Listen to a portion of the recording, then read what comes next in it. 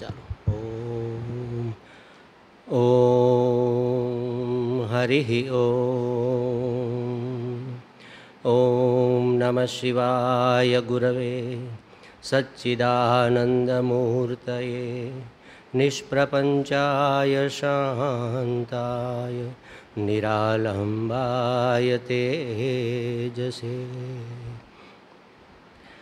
વિશ્વં દર્પણદૃશ્યમાનનગરી તુલ્યન્નિજાन्तર્ગતम् પશ્યન્નાત્મનિ માયયા બહિરિવોદ્ભૂतं યથા નિદ્રયા યત્સાક્ષાત્ કુરુતે પ્રબોધસમયે સ્વાત્માનમેવાદ્વયં તસ્મૈ શ્રીગુરુમૂર્તયે નમઃ ઇદં શ્રીદક્ષિણામૂર્તયે.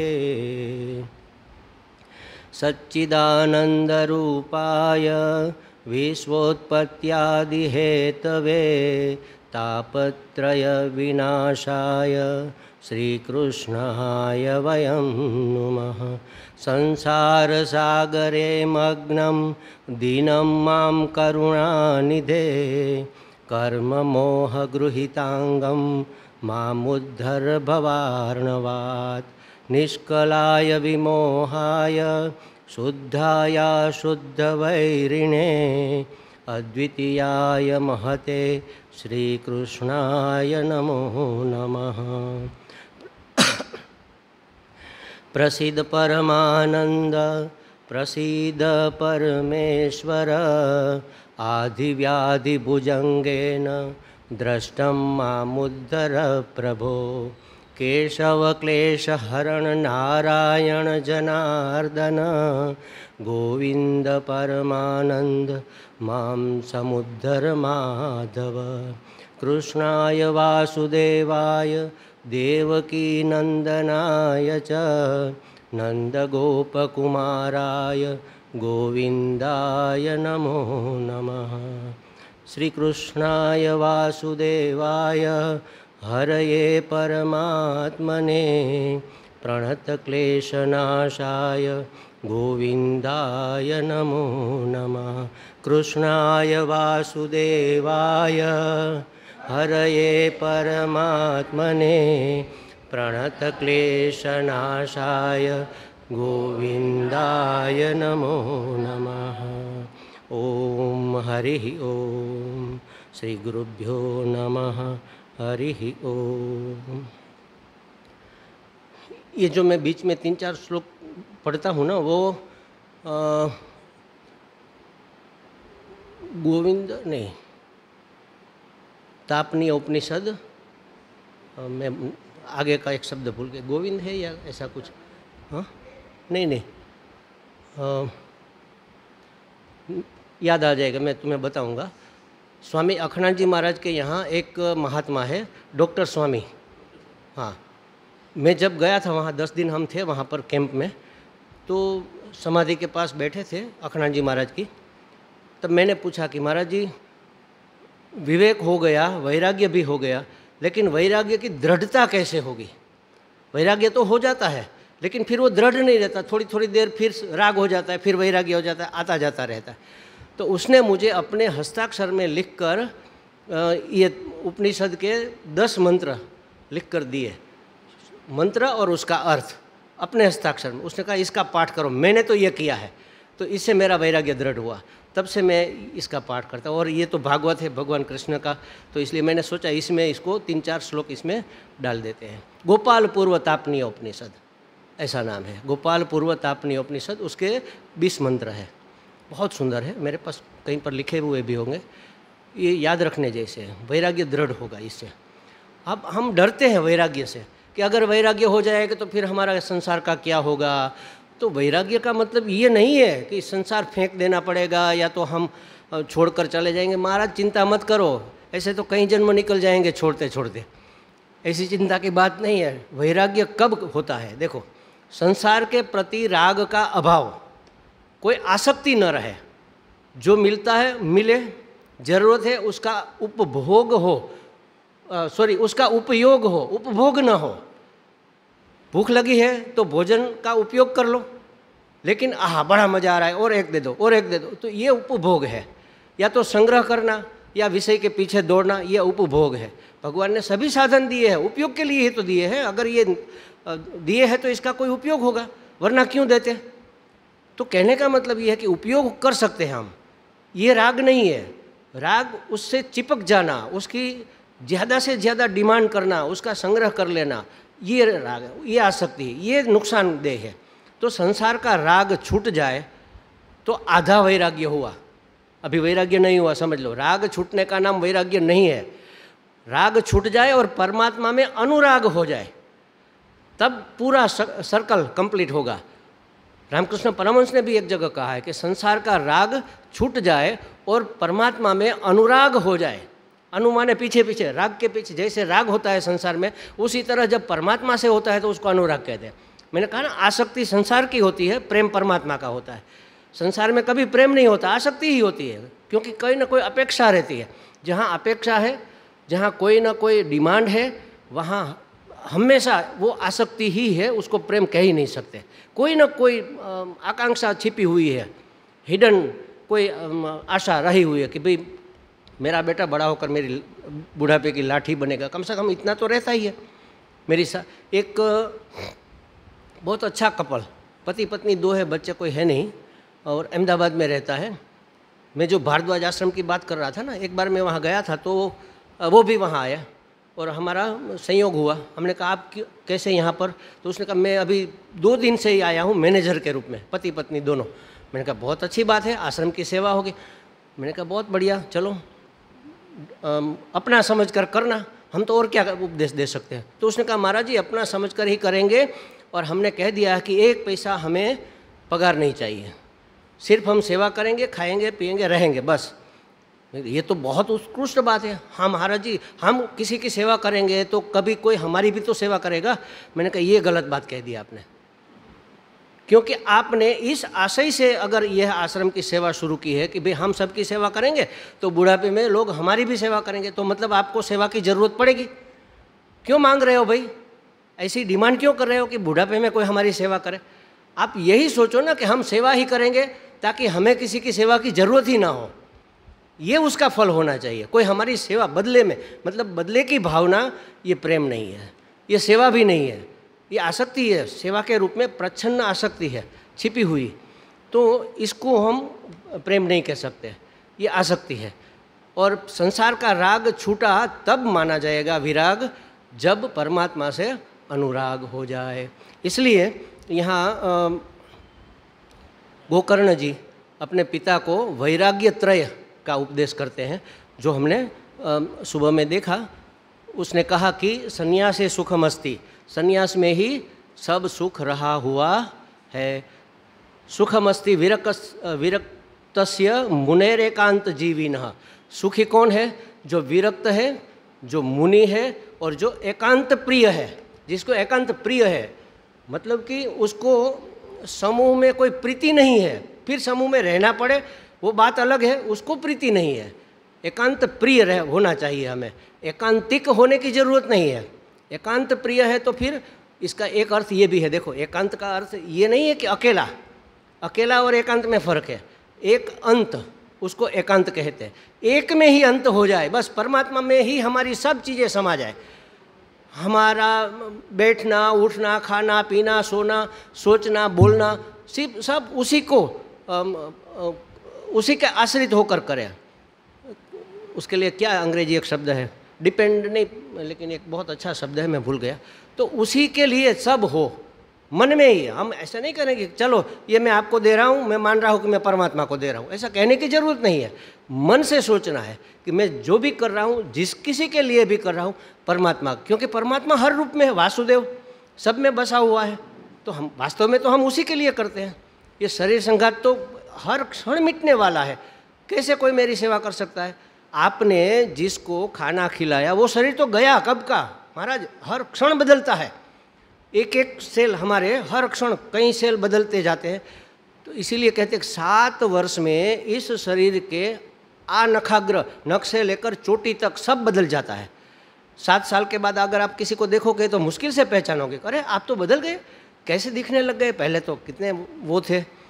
पूरा शरीर बदल जाता है। तो ये जो नष्ट प्राय जो होने वाला है, हो ही रहा है, उसकी कौन सेवा। हम कहेंगे गंगा जी में कल जहाँ हमने स्नान किया था वहीं पर उसी गंगा जी में स्नान नहीं कर सकते महाराज, वो तो कहीं चली गई, कहाँ पहुँच गई। जो गंगा जी में आपने पाँव रखा, एक पाँव रखा और दूसरा रखो तब तक बदल जाती है। तो कोई किसी की सेवा, ये स्थूल चीज़ों की, सांसारिक वस्तुओं की सेवा कर ही नहीं सकता। जो आप कर रहे वो नित्य के लिए हो रहा है, उसी को पहुंचता है ना, वही तो टिकने वाला है। ग्रहण करने वाला भी वही है, आप चाहे किसी को भी दो, लेकिन प्राप्त करने वाला तो एकमात्र, देने वाला भी वही, लेने वाला भी वही, वक्ता भी वही, श्रोता यहाँ बैठकर जो बोल रहा है वो वहीं बैठकर सुन रहा है, और कोई तो है ही नहीं ना। एकमेवा अद्वितीयम, उपनिषद का वाक्य सदैव सौम्येदम अग्र आसीत एकमेवा अद्वितीयम। गुरु जी अपने शिष्य को उपदेश दे, है सौम्य, सत एव, सत परमात्मा एकमात्र थे, और थे ही थे मात्र, और कुछ नहीं था, वही इस सभी रूपों में बना हुआ है। एकमात्र था तो दूसरा कहाँ से आ गया। कोई मटेरियल भी नहीं था, संसार कैसे बनाएगा। मेरे पास कुछ मटेरियल होगा तभी तो मैं कुछ चीज़ बनाऊंगा। तो वो स्वयं ही बना है, हर रूप में वही है। रूप अलग अलग है लेकिन परमात्मा वही है। तो उसके लिए तो जो संसार के प्रति हमारा राग है वह मिटकर परमात्मा के प्रति अनुराग हो जाए, तब मानना कि वैराग्य हो गया। लेकिन वो दृढ़ नहीं रहेगा तो क्या होगा, थोड़ी देर परमात्मा राम राम राम राम राम, देखो वो क्या हो रहा है, राम राम राम, थोड़ी देर इधर मन जाएगा, थोड़ी देर उधर जाएगा। उसको दृढ़ करना है, निष्ठ करना है, परमात्मा के चरणों में स्थापित कर देना है, उसके लिए हमें साधना करनी पड़ेगी। तो ऐसा वैराग्य प्राप्त हो जाए, इसलिए उपदेश है। तो उसमें 3 लक्षण बता दिए कि आसक्ति को छोड़ो, एकांत प्रिय हो जाओ और मौन हो जाओ। हमें कोई किसी को उपदेश देने की, कोई करने की, किसी को आज्ञा देने की ज़रूरत नहीं है। ज़्यादातर तो हम क्या करते हैं, प्रतिक्रिया ही तो करते हैं। किसी ने कुछ किया उसके बदले में हम कुछ करेंगे, किसी ने कुछ कहा इसके बदले में हम जवाब देंगे, किसी ने 2 सुनाई हम 4 सुना देंगे। तो किसी ने अच्छा बोला तो भी हम उसकी प्रतिक्रिया में ही करते हैं ना। हरिओम नमस्ते तो हम नमस्ते करेंगे उसकी प्रतिक्रिया के रूप में। हमने अपने आप थोड़ी किया है। पूरा दिन आप देखो, 1000 हमारी क्रियाएं होंगी तो उसमें से 900 कम से कम 950 प्रतिक्रिया होगी। अपने आप होने वाली क्रिया तो बहुत कम है। बस प्रतिक्रिया छोड़ दो, आप मौन हो गए, सिर्फ प्रतिक्रिया छोड़ दो बस। ज़रूरत है व्यवहार सत्ता के लिए करो, कोई नमस्ते करता है तो करो, वो अच्छी बात है। लेकिन किसी ने 1 सुनाई हम 2 सुना देंगे प्रतिक्रिया के रूप में। उसने हमारे लिए ये बात कही तो हम उसका पूरा बंटाधार कर देंगे, ये प्रतिक्रिया है महाराज। ये छोड़ दो, इसी का नाम मौन है। एक में अंत हो जाए, एकांत। जो एकांत प्रिय है, जो विरक्त है, विरक्त माने किसी में अनुरक्त नहीं है, किसी में आसक्त नहीं है, और जो मौन है, मुनि है, मतलब बहुत ज़्यादा प्रतिक्रियाएं नहीं करता है। एकांत प्रिय, मौन प्रिय और परमात्मा प्रिय, ऐसा आप बन जाओ तभी तो आपको सुख मिलेगा। क्यों? क्योंकि क्या कहा था वो, संन्यास में ही या तो विरक्ति में ही सब सुख समाया हुआ है। तो ये कहा तो विरक्ति में ही सब सुख है। तो उसने इसमें 3 बातें ये समझाई। एक तो देह का अध्यास छोड़ दो, ये मैं हूँ, ये दुर्बुद्धि है, इसको त्याग दो। देहात्म बुद्धि। कोई तो जब वेदांत सुनने आता है ना हमारे सत्संग में, तो सीधा हमें, महाराज जी ये देहात्म बुद्धि कैसे छूटे ये बताओ। अरे महाराज ये तो अंतिम बात है, पहले इसको शुद्ध तो करो, बिना शुद्धि किए छूटेगा कैसे। गम बहुत ज़्यादा लगा है, हम खींचेंगे, चिपका हुआ है तो वो निकलेगा नहीं ना, उसको तोड़ देगा। जिसके साथ चिपका है उसको भी उखाड़ लेगा। तो पहले उसको ढीला करो। इसलिए उपनिषद शब्द का क्या अर्थ है? ढीला करना और फिर उसका निरसन करना। उपनिषद, ये 3 शब्द, उप समीपे, नि निश्चित और सद धातु के 2 अर्थ है। जो बंधन है उसको ढीला करना और फिर बंधन से मुक्त करना। पहले कोई भी गांठ है हम ढीली करते हैं ना, ढीला करते हैं फिर खुलती है। तो पहले आसक्ति को कम करो, फिर आप त्याग करो, तभी त्याग हो सकता है। और त्याग में ही सब सुख रहा हुआ है। तो इस देह को आत्मा मानना, ये मैं हूँ ये मानना, ये देहात्म बुद्धि है। इसको अहमता कहते हैं। इस देह से जो भी संबंधित है, सबसे पहले तो इसका पुत्र, पिता स्वयं पुत्र के रूप में जन्म लेते हैं, ऐसा शास्त्र कहता है, इसलिए पुत्र सबसे ज़्यादा प्रिय होता है। अब पुत्र देने वाली जो है पत्नी, जिंदगी भर का साथ है, वह प्रिय होती है। और इस शरीर के संबंध रखने वाले भाई बहन, माता पिता और हमारी सुविधा का ख्याल रखने वाले, मतलब इस शरीर की सुविधा का ख्याल रखने वाले, हमारे अड़ोसी पड़ोसी सगे संबंधी, ये सब मेरा है। यह मैं हूँ और मेरा किसके साथ होता है? इससे जिसका संबंध है। वस्तु भी, ये रुमाल मेरी सेवा करता है तो ये मेरा है। अगर कोई लेने, अरे महाराज आप गलती कर रहे हो, ये रुमाल तो मेरा है, आपका कहीं और होगा, तो मेरा मेरा तो कभी जाता नहीं ना। तो मैं छोड़ो, मेरा छोड़ो, माने अहमता छोड़ो और ममता, मेरे के प्रति ममता होती है, ममता छोड़ो। और तीसरा क्या होता है? जो मैं हूँ, जो मेरा है, उसके लिए कुछ हमारी चाहत है, उसको कहेंगे कामना। ये मुझे मिल जाए, ये मेरे बेटे को मिल जाए, ये मेरे सगे संबंधियों को मिल जाए, कोई भी चीज़ उसकी कामना रहती है। तो मैं, मेरा और मेरे लिए, अहमता, ममता और कामना, बस ये 3 शब्द अगर जीवन में से निकल गए, आप मुक्त हो। इतना आसान है और इतना मुश्किल भी है। कहना तो बहुत आसान है महाराज, करना अत्यंत मुश्किल है। लेकिन हमारे द्वारका में जब सत्संग चलता है मुनि जी, तो वहाँ एक भरत जी करके ब्राह्मण है, वो भी सत्संग चलाते हैं। बुजुर्ग महिलाओं को बिठाकर वो पाठ करते हैं, रामायण का, भागवत जी का, ये सब उसको थोड़ा बहुत समझाते हैं। अच्छे, बहुत अच्छे भजनिक है, लोक साहित्यकार है। स्टेज प्रोग्राम भी पहले तो करते थे, अब नहीं करते, अवस्था के कारण थोड़ा अटैक आ गया, उसकी आँख थोड़ी ख़राब हो गई। तो द्वारका में जब भी मेरा सत्संग होता है, सत्संग खत्म होते तक वो बैठे रहेंगे, सब चले जाएंगे, फिर आएंगे प्रणाम करने। महाराज जी प्रणाम। मैंने कहा महाराज बहुत कठिन बातें हैं, ये सब बातें बहुत कठिन है। एक दिन मैंने कहा भरत जी आप मेरी बात सुनो, ये वेदांत इतना कठिन है, इससे और कठिन कुछ है ही नहीं। और यही वेदांत इतना सरल है कि इससे सरल भी और कोई नहीं, क्योंकि कहीं जाकर हमें कुछ प्राप्त करना ही नहीं है। जो है उसको जानना मात्र है, उसको प्राप्त भी नहीं करना है। जो है उसको यथा तथ, जैसा है वैसा ही आप जान लो, और जाने हुए को मान लो, बात खत्म। हमारे वो राम सुखदास जी कहते थे कि बस जो जानते हो उसको मान लो, बस इतना ही करना है और ज़्यादा करने की ज़रूरत भी नहीं है। तो जो वास्तविक आपका स्वरूप है उसको आप जान लो। सदगुरु से जाकर अपने आप नहीं जान पाओगे, किसी जिसने जाना है वो ही आपको जना सकेगा। आपने तो संसार को सत्य जाना है, अब इसको मिथ्या कैसे माने? क्योंकि आवरण पड़ा हुआ है ना, आवरण कौन हटाएगा? कोई दूसरा ही तो हटाएगा। जैसे एक कहानी हमारे गुरुजी कहते हैं, बीच में बहुत सुंदर बात है, कह दूँ। 10 बच्चे यात्रा के लिए निकले, छोटे छोटे बच्चे जा रहे थे। किसी बुजुर्ग ने कहा कहाँ चले? उसने कहा हम थोड़ा सैर करने जा रहे, जंगल में घूमने जा रहे। अरे नहीं नहीं, आप गुम हो जाओगे, कोई दिक्कत हो जाएगी, फिर क्या होगा? तो एक बुजुर्ग थोड़ा बड़ा लड़का था, उसने कहा नहीं महाराज जी मैं ध्यान रखूँगा। अच्छा तुम्हारी जिम्मेवारी? हाँ मेरी जिम्मेवारी, मैं कैप्टन, मैं सबका ध्यान रखूँगा। अच्छा कितने लोग हैं? महाराज जी आप गिन लो हम कितने हैं, लाइन में खड़े हो जाओ। खड़े हो गए। वो जो बुजुर्ग थे उसने गिना 1 2 3 4 5 6 7 8 9 10, आप 10 लोग हो जाओ, 10 के 10 वापस चाहिए मुझे, तुम्हारी जिम्मेवारी। उसने कहा ठीक है। गए, जंगल में कूदे फांदे, नदी आई तो उसमें तैरे, सामने किनारे गए, वहाँ पर बेर की पेड़ लगे थे, बेर खाए, बेल पत्ते तोड़े, सब कुछ किया। शाम होने आई तो सोचा चलो अब वापस चलते हैं। फिर नदी से तैरकर वापस आए। उस लड़के को याद आया कि मैं गिन तो लूँ, कहीं कोई एक कम तो नहीं है। वो बुजुर्ग को क्या जवाब देंगे? सब लाइन में खड़े हो जाओ। जैसे उन्होंने गिना था उसी तरह ये भी गिनने लग गए, 1 2 3 4 5 6 7 8 9। अरे 10वां नष्ट, 10वां कहाँ, 10वां जो है वो कहाँ गया?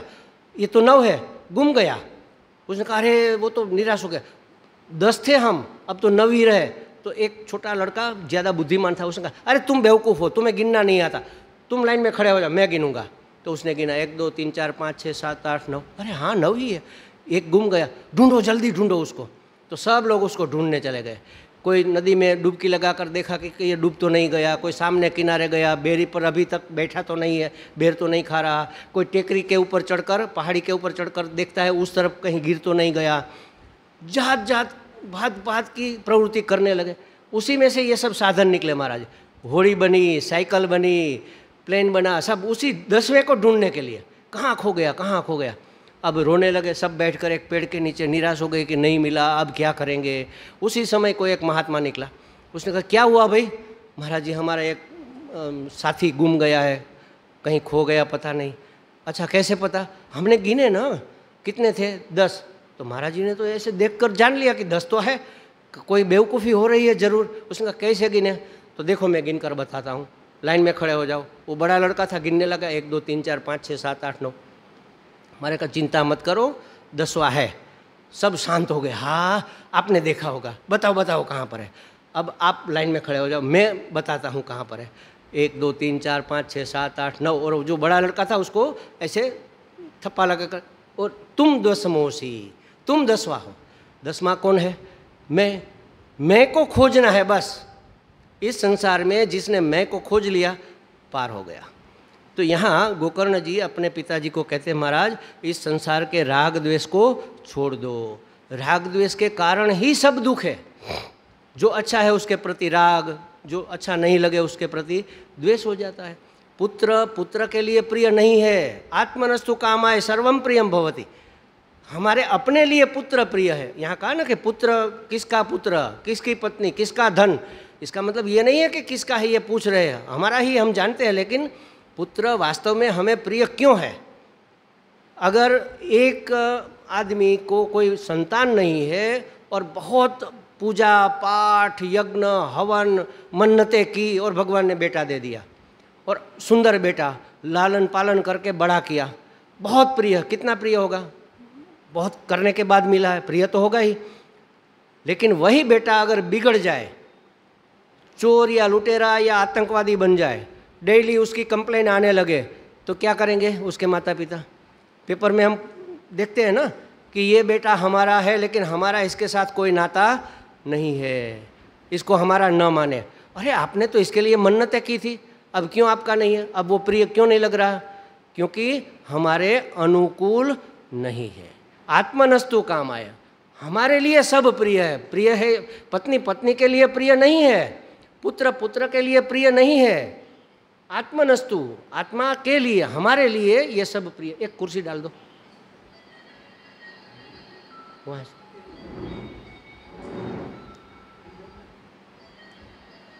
बस हो गया, हो गया, ये ले लो। तो अपने लिए ये सब प्रिय है। वो हमारी पत्नी है इसलिए प्रिय नहीं है, हमारे अनुकूल है इसलिए प्रिय है। तो आत्मा के लिए ही सब प्रिय है, वास्तव में कोई किसी का नहीं है अगर हमारे अनुकूल नहीं है। धन भी, एक घटना मैंने सुनी थी, नाम तो मैं भूल गया, कोई दान चोर था। मतलब उस ज़माने में सोना बाहर से लाते थे छुपा कर, ड्यूटी दिए बगैर। तो वहाँ सस्ता मिलता था, शायद दुबई में सस्ता मिलता होगा वहाँ से, और यहाँ महंगा बिकता है।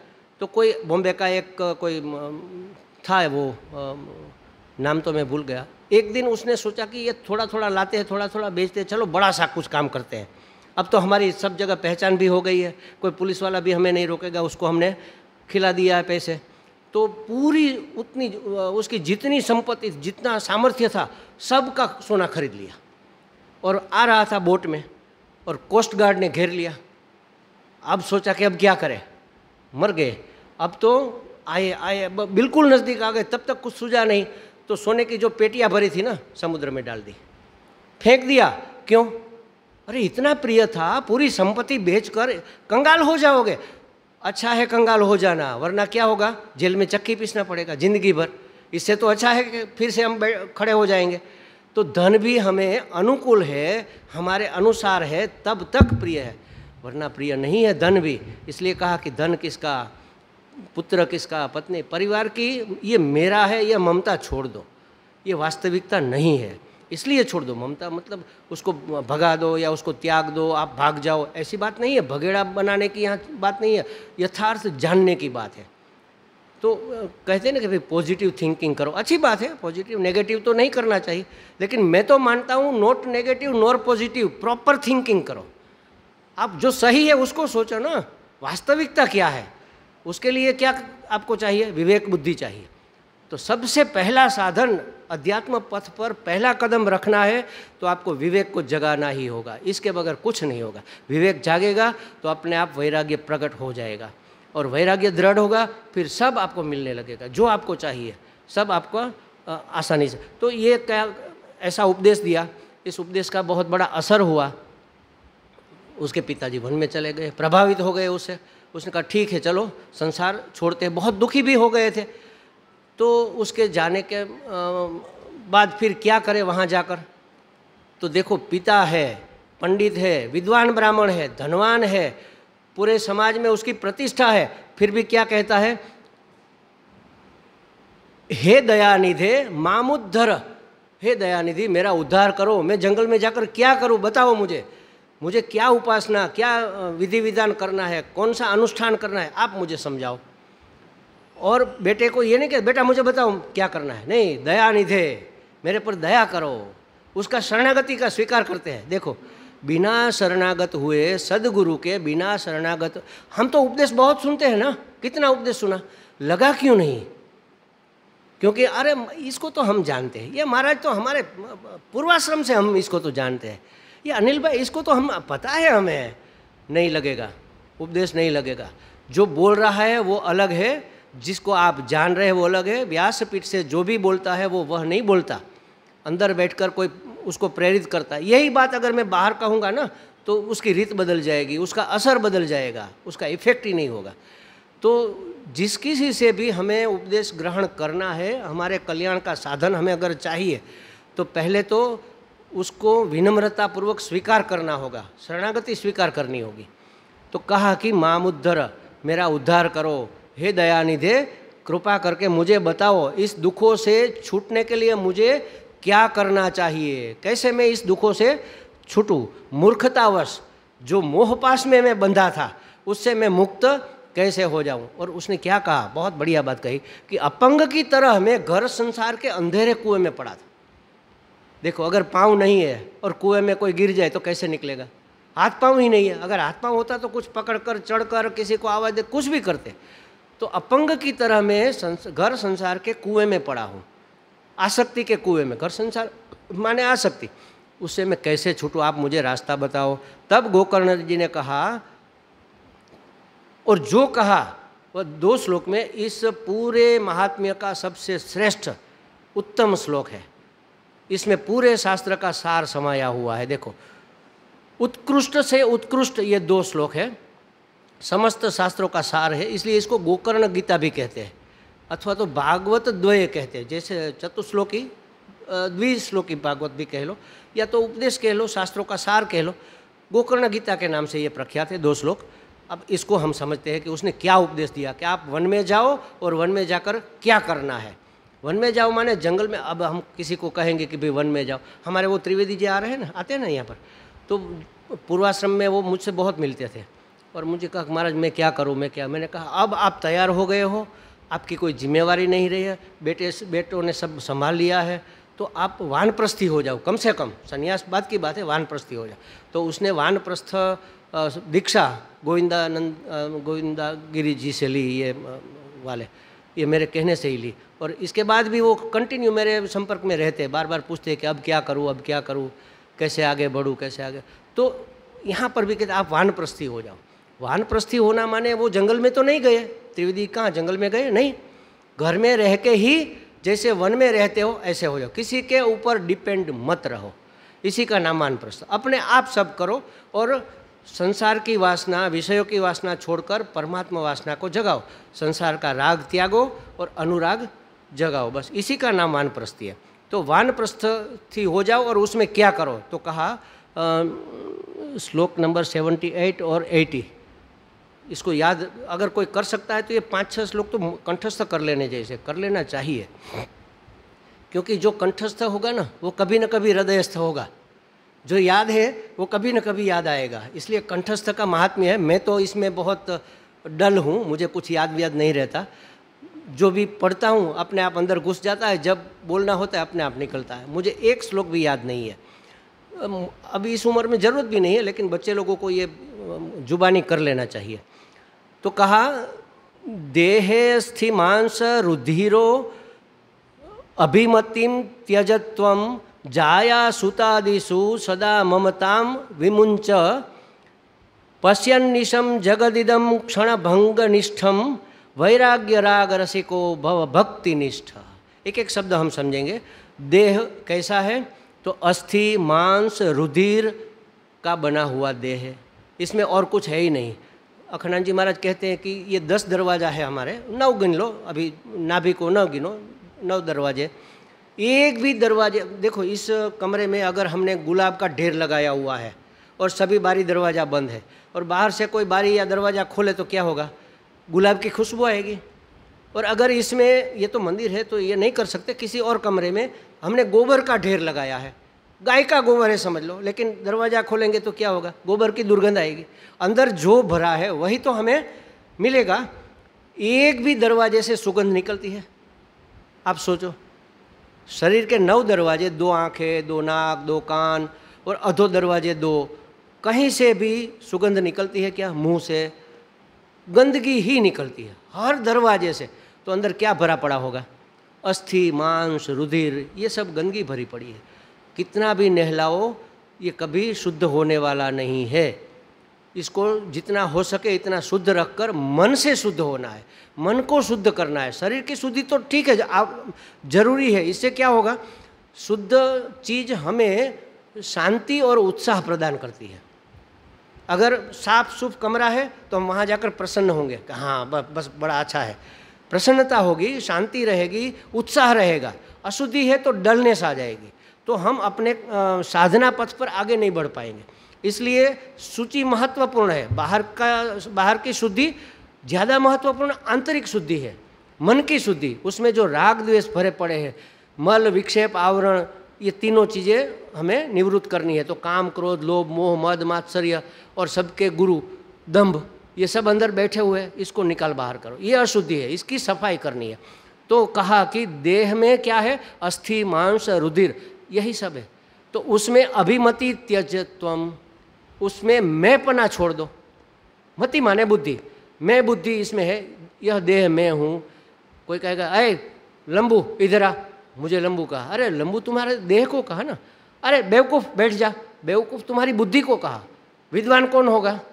बुद्धि होगी ना। बुद्धि विद्वान है, बुद्धि बेवकूफ़ है, मैं थोड़ा बेवकूफ़ हूँ। कोई कहे वो नहीं जानता। जो नहीं जानता उसको क्या कहेंगे? जो नहीं जानता उसको क्या कहेंगे? बेवकूफ़ कहेंगे ना। वो नहीं जानता इसलिए मुझे बेवकूफ़ कह रहा है। वास्तव में कौन बेवकूफ़ हुआ?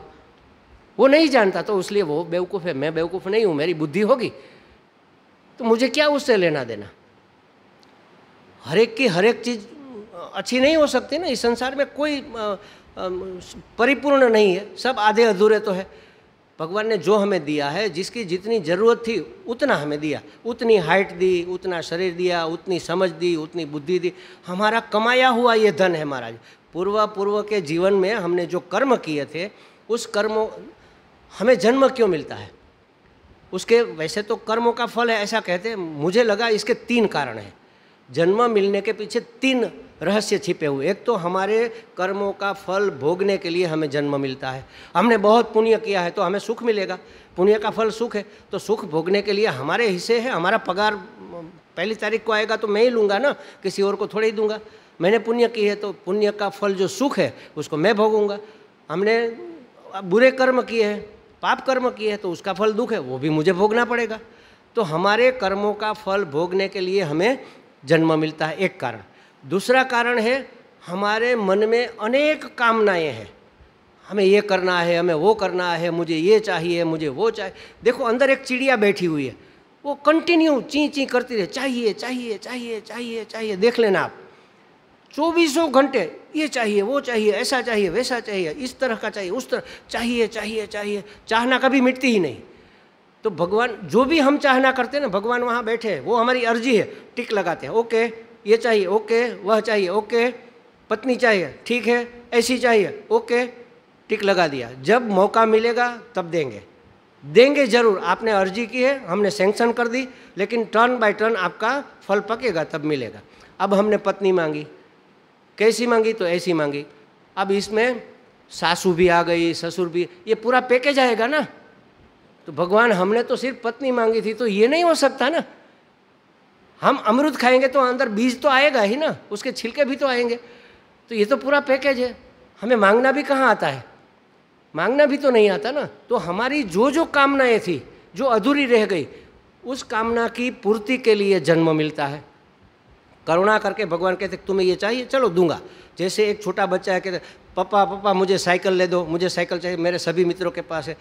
बेटा ऐसा कर, अभी तो इस समय थोड़ा हाथ तंग है, 2 महीने रुक जा, 2 महीने के बाद मेरा वो आने वाला क्या कहते हैं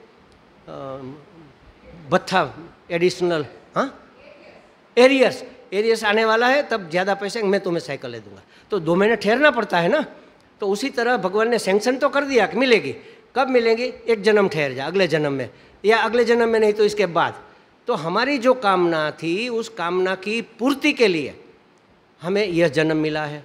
और तीसरा, हमारे ऋणानुबंध, यहीं पर जन्म क्यों मिला, इसी परिवार में, क्योंकि इसी परिवार में हमारी कामना की पूर्ति होने वाली है, इसी परिवार में, इसी देश में, इसी काल में हमारे कर्मों का फल मिलने वाला है, और इसी देश काल और परिवार में हमारे ऋणानुबंध ऋण होने वाले। हमारी सेवा किसी ने की थी तो हमें भी उसकी सेवा करनी है।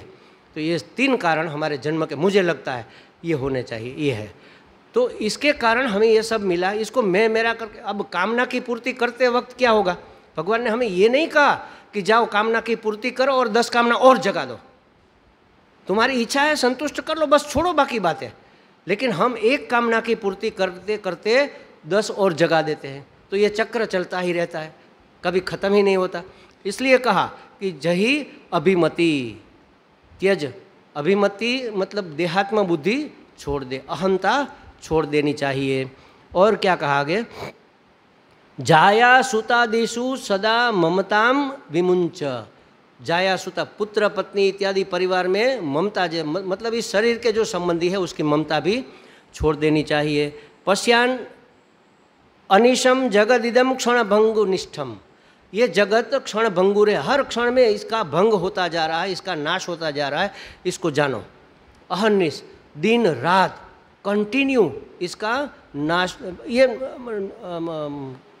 नाशवान है, ये पूरा जगत, पूरा संसार, इसमें हम भी आ गए, हम भी नाशवान है, हमारे जो है वो भी नाशवान है।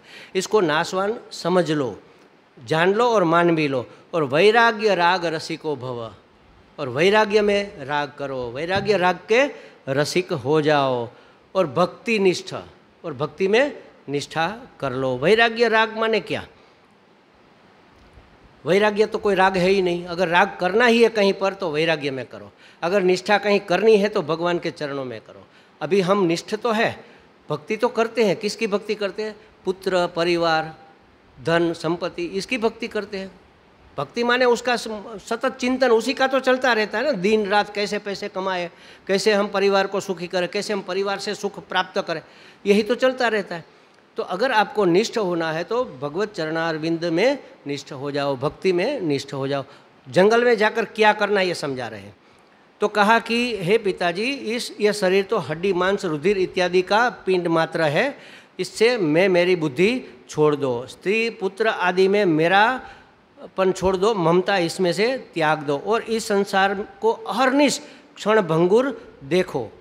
संसार मिट रहा है, अगर क्षण भंगुर है तो हाथ में तो रेत की मुट्ठी है, सरकती जा रही है, तब उसकी कामना नहीं रहेगी। तो इसको नाशवान देखो, ये स्थायी नहीं है, जिसके आधार पर ये टिका उस आधार में निष्ठ हो जाओ। मेरे लिए इसको न मानो, मतलब कामना छोड़ दो।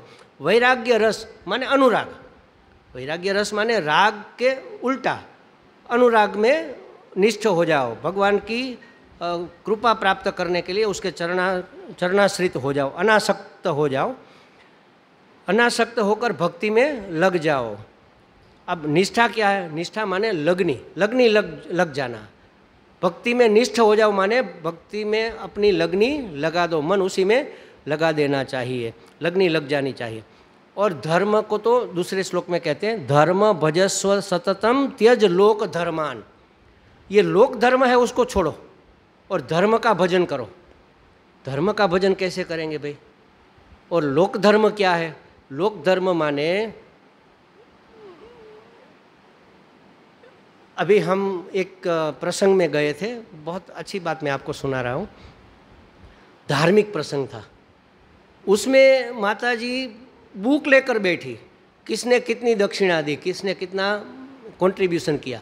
और मैंने कहा ये क्या क्या बातें है यार, ये कोई शादी ब्याह थोड़ी ही है कि आपने उसको 500 दिए थे तो 500 आने चाहिए। ये तो लोक व्यवहार है ना, ये लोक धर्म है। हमारे बेटे की शादी में किसने कितना दिया उसकी नोट बनाई जाती है, उतना ही उसको देंगे। मिठाई देंगे तो उतनी ही मिठाई देंगे। उसके डिब्बे में एक लड्डू आधा आया था, हम भी आधा लड्डू देंगे, एक आधा लड्डू। उसने 5। हमारे स्वामी जी, जब मैं पहली बार शिविर में स्वामी जी से जुड़ा, 2005 की बात है, तो उस समय मेरी थोड़ी उसमें कंट्रीब्यूशन था कोई काम करने में। तो जो कवर में दक्षिणा आती है ना, उसको गिनकर इकट्ठा करना, सेट करना, फिर उसका टोटल लगाकर दे देना। तो उस समय कवर में से 20 रुपया, 25 रुपया, कभी कभी 50 रुपया दक्षिणा। हमें अरे 50 रुपये भी देने वाले बहुत है। वो 50 तो इतने बड़े लगते थे, 25 तो बहुत हो गए, और 100 तो कभी कोई कवर में निकलता था। आज अगर हम ये देखें कि उसने दक्षिणा में हमें 25 रुपये दिए थे, तो हम भी उसको 25 देंगे, क्या होगा?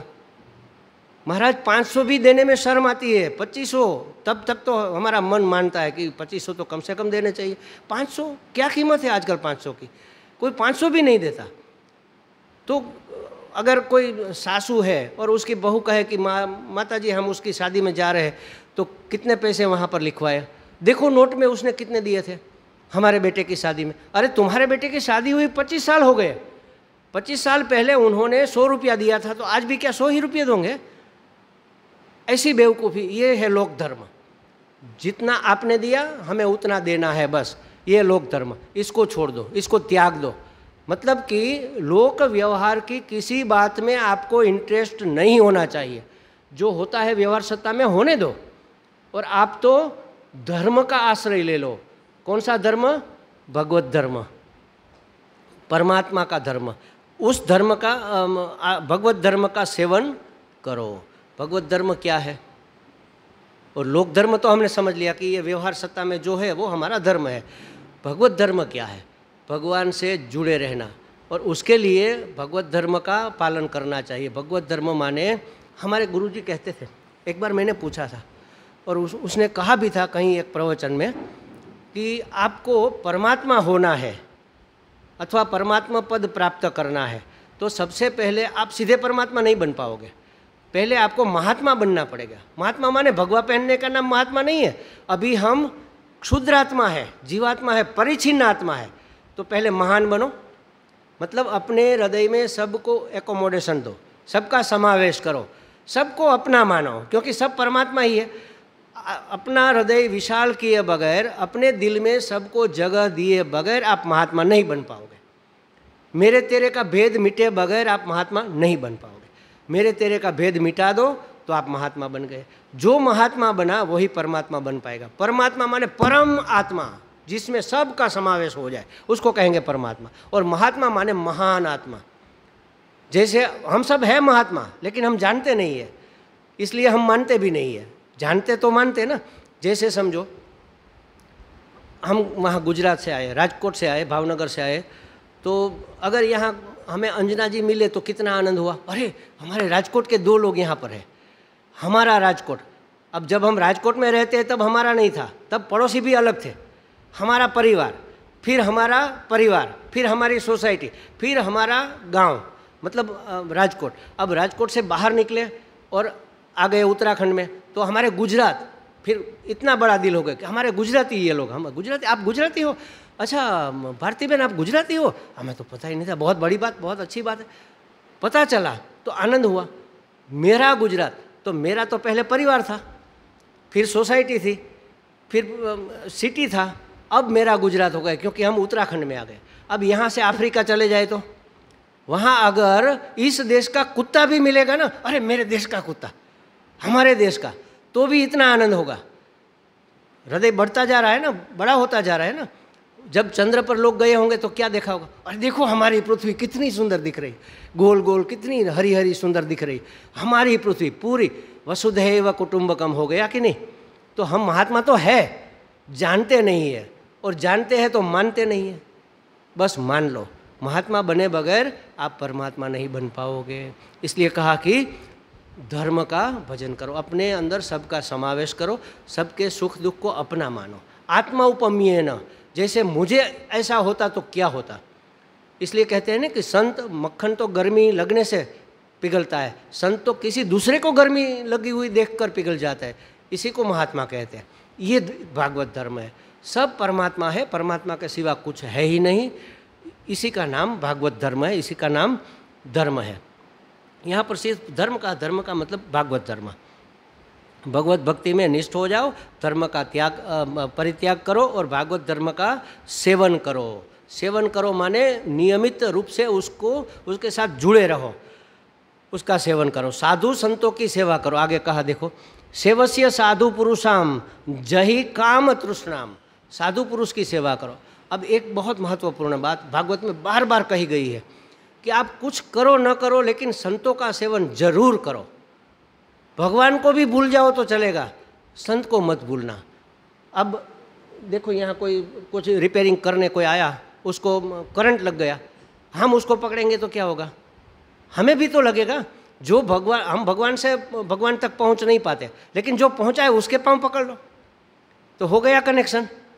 इसलिए कहा साधु की सेवा करो, वहाँ से तुम्हें जीवन जीने का तरीका मिलेगा, वहाँ से तुम्हें परमार्थ मार्ग का गाइडेंस मिलेगा, मार्गदर्शन मिलेगा कि ऐसे आगे बढ़ना है, इस रास्ते पर बढ़ना है और यहाँ तक पहुँचना है। लक्ष्य का निर्देशन वो करेंगे। हमें तो पता ही कहाँ है, कहाँ जाना है ये भी पता नहीं, किस रास्ते पर जाना है ये भी पता नहीं। महात्मा लोग हमें बताएंगे कि हमें क्या करना चाहिए और क्या नहीं करना चाहिए। देखो, करना चाहिए ये तो थोड़ा बहुत पता है हमें, फिर भी वो कारगर क्यों नहीं होता? क्योंकि जो नहीं करना चाहिए वो पता नहीं है। जब मैं बड़ी खुशी की बात तो ये है कि मैं संन्यास दीक्षा लेकर सबसे पहला सत्संग मेरा यहाँ पर हुआ था। संन्यास दीक्षा ऋषिकेश में लेकर सीधा मैं यहाँ आया और उसी शाम को 1 घंटे का मेरा यहाँ सत्संग चला था। तो बात स्किप हो गई, क्या मैं कह रहा था?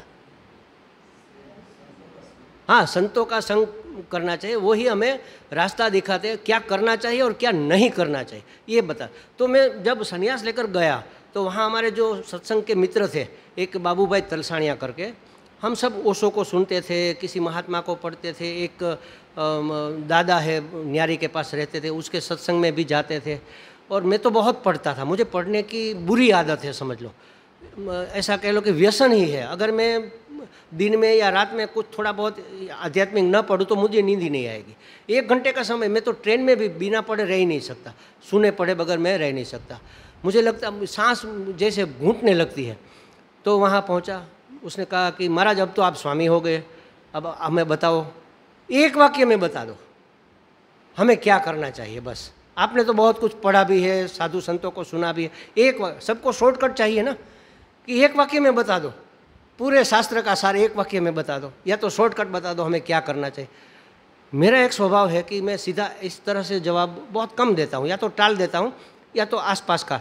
मैंने कहा आपको एक ही वाक्य में चाहिए तो मुझे ज़रा सोचना पड़ेगा, 1-2 दिन सोचने दो, फिर मैं बताऊँगा तय करके कि भाई ये करना चाहिए। उसका ठीक है, 2 दिन के बाद आप मुझे बताना। मैंने सोचा कि ये तो भूल जाएंगे, ये तो सीजन के फूल है, उफान आया पूछ लिया, फिर कहाँ किसी को क्या पड़ी है अध्यात्म की, भूल जाएंगे। 2 दिन के बाद न तो उसका फ़ोन आया न तो वो आया। मैंने सोचा हाँ गई बात, लेकिन उसको तो लगी थी। उसने तीसरे दिन मुझे फ़ोन किया, महाराज आपने नहीं बताया कल। मैंने कहा आपने पूछा नहीं। उसने कहा मैंने तो पूछा था, आपने कहा 2 दिन के बाद बताऊँगा। मैंने कहा महाराज ये बात ऐसी है, ये फ़ोन पर नहीं की जा सकती, आप रूबरू आओ हमारे पास, सामने आमने बैठकर बात करेंगे। मैंने सोचा वो तो आएंगे है नहीं, तो वो तो आ गए, क्योंकि उसको लगी पड़ी थी ठीक से, जटा में आग लगी है ऐसे तत्पर थे, तो आ गए। महाराज बताओ अब हमें क्या करना चाहिए। अब उसको मैं क्या बताऊँ, पूरे शास्त्र का सार एक वाक्य में कैसे बता दूँ। तो मैंने कहा कि जो नहीं करने जैसा है उसको मत करो, बस इतना ही करो। न करने जैसा मत करो, इतना ही करो। करने जैसा तो अपने आप हो रहा है ईश्वर की योजना के अनुसार। हम जो भी करते हैं ना, सब नहीं करने जैसा है। विषयों के पीछे दौड़ते हैं, संसार के संबंधों के पीछे दौड़ते हैं, पुत्र परिवार के पीछे दौड़ते हैं, धन के पीछे तो अंधे होकर दौड़ते हैं, रात दिन लगे पड़े रहते हैं। सब न करने जैसा है। उपभोग करते, उपयोग तो करते ही नहीं। तो न करना है उसको मत करो, बस इतना ही करो। अब वो कितना समझे राम जाने, लेकिन इस एक वाक्य में पूरे शास्त्र का सार समाया हुआ है। जो न करना है वो मत करो बस, तो करना है वो तो अपने आप हो जाएगा। मतलब प्रमाद मत करो, आलस्य मत करो, संसार में घुसे पड़े मत रहो, अपना उद्धार खुद करो। आत्मा से आत्मा का उद्धार करना चाहिए। गीता जी में भगवान ने अर्जुन को कहा कि भाई तुम अपना आप का उद्धार करो, अपदीपो भव। बौद्ध धर्म का सार एक वाक्य में अगर कहना है तो अपदीपो भव, अपना दिया खुद बनो। कोई तुम्हें रास्ता दिखाएगा वो तो बता देगा कि इस तरफ जाओ, चलना तो तुम्हें पड़ेगा ना। तो यहाँ कहा कि आप साधु की सेवा करो और साधु पुरुषों का संग करोगे तो आपको रास्ता मिलेगा। क्या करना है क्या नहीं करना है ये पता चलेगा। हमें क्या करना है ये थोड़ा बहुत पता है, क्या नहीं करना है इसके बारे में तो सोचा ही नहीं। इसीलिए हमारा करा किया सब पानी में जा रहा है। 1 कदम 2 कदम 3 कदम आगे बढ़े और 5 कदम पीछे हट गए। कब पहुँचेंगे? 1 घंटा हमने जप किया, भगवान की पूजा प्रार्थना की, और 23 घंटे संसार किया, तो कितना इफेक्ट होगा आप बताओ। मानसरोवर में 1 चम्मच भर के नमक हम डाल देंगे तो नमकीन हो जाएगा क्या? यही हम कर रहे हैं। पूरा दिन संसार के पीछे भागे जा रहे हैं, विषयों की वासना का पोषण कर रहे हैं, और सुबह में 1 घंटा, वो भी ठीक है, इसका असर होता है। भगवान की ये कृपा है, देखो कि एक भी चीज़ निकम्मी नहीं जाएगी। एक सेठ डेली घूमने के लिए जाते थे, एक बग्गी में बैठकर, घोड़ा के साथ जो गाड़ी जुड़ी होती है ना उसको बग्गी कहते हैं। तो बीच में एक बड़ा सा पत्थर पड़ा था, तो ऐसे घूमकर जाना पड़ता था। तो सेठ को लगा कि इसको हटा देना चाहिए, सबको दिक्कत होती है। तो ड्राइवर उसका जो था सारथी उसको कहा कि भाई कल मजदूर को बुलाकर ये पत्थर हटवा दो। उसने कहा ठीक है। तो वो जो ड्राइवर था वो ढूंढने निकला मजदूर जहाँ पर रहते थे, भाई हमें वो पत्थर वहाँ पड़ा है उसको हटाना है, तो तुम अपने 2-4 साथी लेकर आओ और उसको हटा दो। तो उसने कहा महाराज वो तो बहुत बड़ा पत्थर है, उसको तोड़कर हटाना पड़ेगा, ऐसे पूरा का पूरा नहीं उठेगा। तो हाँ कर लो तुम, तो वो तो मैं अकेला कर दूंगा, पहले तोड़ दूंगा फिर 1-1 टुकड़ा लेकर हटा दूंगा, तो जाओ करो, इतने पैसे दे देंगे। वो तो गया बड़ा सा हथौड़ा लेकर, और सुबह से लेकर लग गया हथौड़ा मारने, लेकिन पत्थर में कुछ नहीं हो रहा, थक गया। दोपहर का भोजन करके फिर जुट गया। शाम होने को आई, एक उसमें बाल जितना भी खरोच नहीं हुई, इतना कठोर पत्थर था। वो तो त्रस्त हो गया, कंटाल गया और चिढ़ गया, और ये तो टूटने वाला नहीं है, ऐसा करके जोर से एक मारा, 10 टुकड़े हो गए। वो घा 100वीं वो मार थी, समझ लो। तो आगे के 99 निकम्मे गए क्या? एक घा में टूटा है क्या? 100वें घा में टूटा, लेकिन आगे के 99 घाव जो उसके ऊपर पड़े थे वो अंदर अंदर टूट रहा था। तो 1-1 कदम चलते हुए हम मानते हैं कि 1 घंटा ये किया, 23 घंटे, ये तो हमारा तो निकम्मा गया। निकम्मा नहीं जाएगा महाराज, 1-1 बूंद मिल मिल कर सरोवर बनेगा। कोई चीज़ निकम्मी नहीं जाती। आपने एक शब्द भी सुना है ना, वो अपना असर दिखाता है। लेकिन महाराज हम तो 40 साल से सुन रहे हैं, हमारे जीवन में तो कोई परिवर्तन ही नहीं आया, ऐसा तो कोई नहीं कहता। ऐसा कहता है क्या ये आपने इतनी कथा सुनी, आपके जीवन में क्यों परिवर्तन नहीं? अरे उसकी छोड़ो ना, अपनी देखो ना, 3 उंगली तो अपनी तरफ है। हमारा क्या हुआ? परिवर्तन नहीं हुआ, ये हमें लगता है, होता ही है। कितने पढ़, कितने रेपर चढ़ाकर हम आए क्या पता। 1-1 आवरण अलग होता जा रहा है, 1-1 आवरण डेली हटता जा रहा है। जिसके कम आवरण चढ़े हैं वो जल्दी मुक्त हो जाएगा, जिसके ज़्यादा चढ़े हुए थोड़ी देर लगेगी। लेकिन भगवान हमें मुक्त किए बगैर छोड़ेगा नहीं। वो तो इसीलिए हमें जन्म मिला है, वो मुक्त करने के लिए ही अपने साथ वो हमें मिला लेगा। तो कहा कि साधु संतों की सेवा करो और जही काम तृष्णाम, विषय भोग की कामनाओं को छोड़ दो, उसमें आनंद नहीं है। लगता है आनंद है, ये आनंद अपना आनंद उसमें प्रतिबिंबित हो रहा है। एक उदाहरण हमने उस टाइम भी दिया था